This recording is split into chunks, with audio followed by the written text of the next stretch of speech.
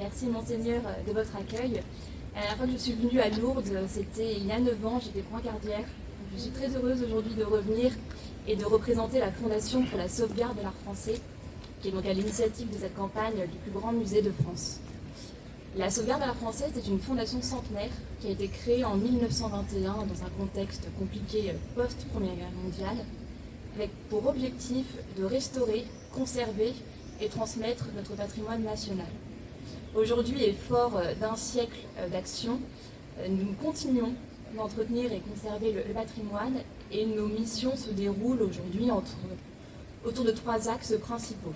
Donc le premier, c'est la restauration des édifices, le deuxième, la restauration des œuvres d'art, et le troisième, le rayonnement de manière plus générale du patrimoine.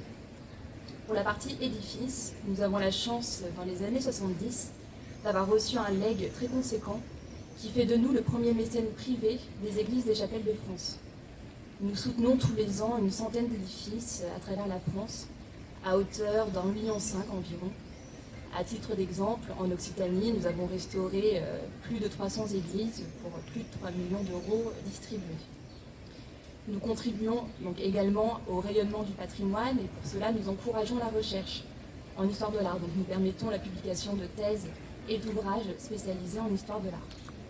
Enfin, notre dernier axe, c'est celui qui nous intéresse tous aujourd'hui, c'est la restauration du patrimoine mobilier, les œuvres d'art. En 2013, notre président actuel, Olivier de Rohan, a lancé cette campagne du plus grand musée de France, en partant d'un constat un peu triste, que lorsqu'une collectivité ou une association diocésaine a restauré l'édifice, il ne reste généralement plus beaucoup de budget pour restaurer ce que l'édifice contient, les œuvres d'art, qui sont vraiment le parent pauvre du patrimoine. Il a lancé donc cette initiative. Le plus grand musée de France, c'est un jeu de mots qui a pour objectif de faire prendre conscience à nos concitoyens que le plus grand musée de France, ce n'est pas le musée du Louvre, ni aucune autre institution muséale, mais ce sont nos communes, ce sont nos parcs, nos églises, qui regorgent tous d'œuvres d'art. Le sanctuaire de Louvre en est bien la preuve, et des statues nous entourent un peu partout. Et il a proposé pour cela à des étudiants, en 2013, donc au tout début, de s'engager pour la restauration de ce patrimoine. Très vite, et grâce à la réussite de cette première vitrine estudiantine, les entreprises ont rejoint nos actions. Et c'est le cas d'Alliance France qui, en septembre dernier, nous a fait l'honneur de rejoindre notre plus grand musée de France. Et main dans la main, avec Alliance France, nous avons donc lancé une campagne inédite d'envergure nationale. C'était la première fois pour la sauvegarde de l'art français que nous avions une telle force de frappe pour les œuvres d'art. Et donc nous avons organisé une vaste chasse au trésor. Donc chaque région métropolitaine était invitée à participer et à proposer des œuvres d'art ayant besoin d'une restauration.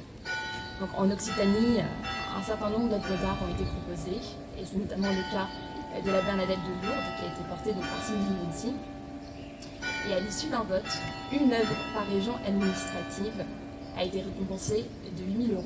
Donc je n'en dirai pas plus sur le concours puisque je laisse la parole à Alliance France et je renouvelle donc mes remerciements, Monseigneur, de votre accueil. On est vraiment très heureux, très touchés d'être associés à cette magnifique restauration.